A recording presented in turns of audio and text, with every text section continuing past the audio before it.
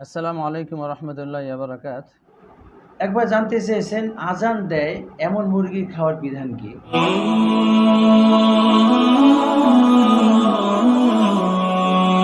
অর্থাৎ অনেক সময় অনেক মুরগি বা মোরগ এমন থাকে যে সে আল্লাহ আল্লাহ জিকির করে, তার সে যে ডাকে, এই ডাকার মধ্যে আল্লাহর নাম স্পষ্ট বুঝে আসে, বা আজান আল্লাহু আকবার এভাবে আজান দেওয়ার শব্দ বুঝে আসে। এমন মুরগি খাওয়া যাবে কি না?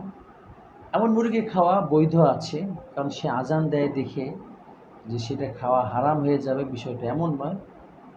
বরং কোনো মুরগি যদি আল্লাহর নাম নেয় বা ডাকে, এটা তো বরকতের বিষয় এবং ভালো বিষয়। তাই এই ভালো বিষয় এই কারণে তাকে খাওয়া যাবে না, ধরা যাবে না, তাকে ছেড়ে দিতে হবে। এগুলো অবশ্যই আমাদের সামাজিক একটি এমন গর্হিত কাজ, যে গর্হিত কাজটাকে আমাদের ছেড়ে দেওয়া উচিত।